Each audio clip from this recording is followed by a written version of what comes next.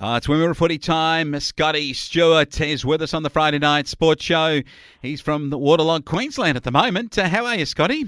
Yeah, not too bad, thanks, Wayne. As you say, yeah, pretty waterlogged where I am at the minute, but going pretty well. Yeah, on the Sunshine Coast, your son, I know Dane's been up there playing at Caloundra. How's he going?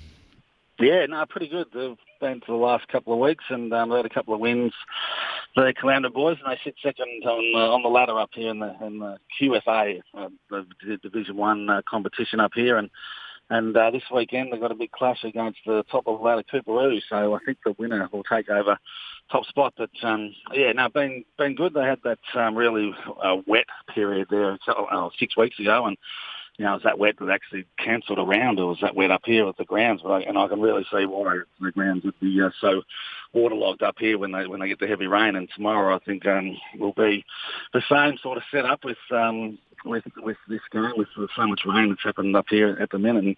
And it's not meant to stop all day today, and it should be pretty wet, but it should be a good game, as I say, 1 versus 2. So the Caloundra boys are going pretty well. Yeah, good stuff. Good on your Dane too. And I tell you what, they could use him back at home at the Warrack Eagles. They got smashed by the Horsham D's, 24-15 to 4 goals, 10. I mean, the corresponding match earlier in the season, the Warrack Eagles actually beat the Horsham D's.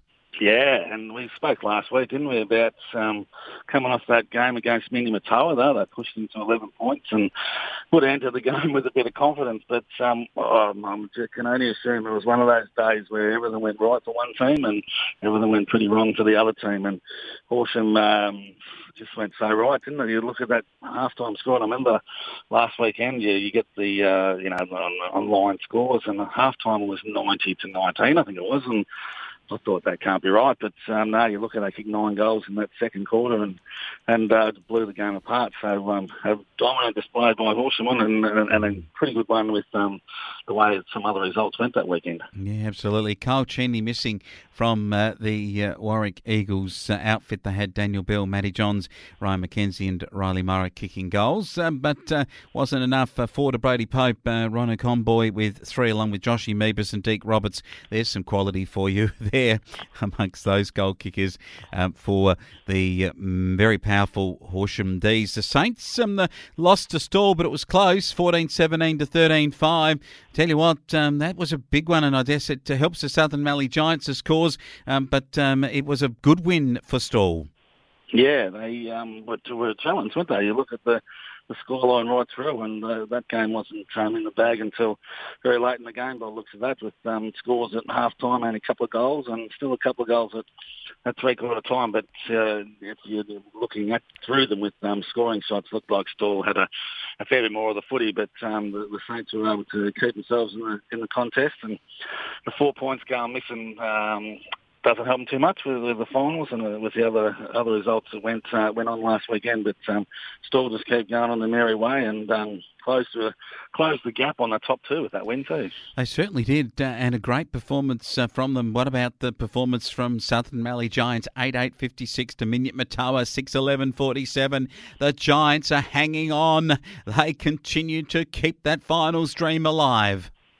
She's all elimination final stuff for the Giants now, isn't it? And that started last weekend with that game against Minimatawa. I think we might have touched on a bit last week if they were never going to get the 4 points, and it was going to be last weekend with the way the lineups were looking. The Giants have a couple of keys back in Coleman and Lou White, and the Borough's missing a couple of their key players. But the Giants did what they had to do, and another titanic battle. These two teams, if you go back through the history over the 4 years or whatever, they wouldn't be much separating these teams the whole way through, and played off in a grand final there a few years ago, and they just have setting up a pretty good little rivalry between these two sides. But pretty important for the Giants, though, wouldn't it, to get that win, and they stay within striking distance of the top 5 with that game in hand, having already had their second bye.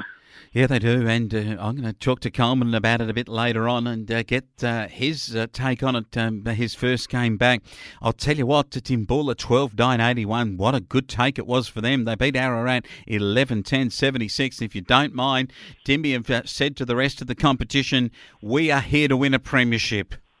Yeah, and that win last week, that's gone a long way to helping them get into that top five and push for that premiership chance. Because at the end of the day, if they make the top five, they're a big challenger, aren't they? Regardless of what happened at the start of the year with that the deficit of the points, but they're going to be a huge challenger. This game would have been a cracker, wouldn't it? If you just look at the scoreboard, and there's less than a goal separated them right throughout the whole game. And at the end of the day, she was only a 5 point win, but pretty important for Dimboola and Ratwell. Will have to take a bit of stock and try and bounce back this weekend.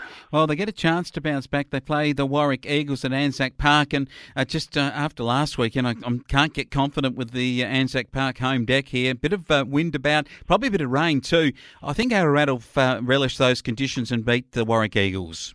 Yeah, they're going to start a red-hot favour, aren't they, despite going down a dimmy there last weekend. But the Warrack Eagles with Danny Bell and his boys, he'll be keen to, after putting in I shouldn't say that. I should say that just had one of those days where nothing went right for them. So hopefully a few things can go right from this weekend. But a bit of a tough ask with the ladder leaders facing off against the ladder leaders, which I think it's the first time for a while they've been back at the park. They've since the long weekend, I reckon, with that game against Dimboola, where they had a couple of byes and a couple of games up at Brim as well, and so they'll return to the park this weekend, and that'll be handy for them. You mentioned there about Kyle Chernimison last weekend. I'm assuming Kyle will be back this week, but I did hear his mate Matty Jensen will be unavailable. He's through illness, so he's a big crook at the moment, I think, Matty. So they'll go in without their rebounding defender there. But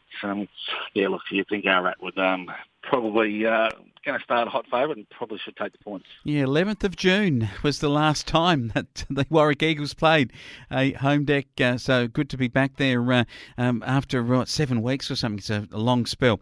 Having a look at the other matches, Neil, take on Horsham Saints. The Saints should win comfortably. Yeah, they'll keep their finals faint finals hopes alive. The Saints with this game, it'll be a good one. The Devil boys will return after the bye, and they'll be fresh, and they'll have a red hot crack. But after last week's result, the way that the Saints played last week, you think they'd start a pretty hot favourite.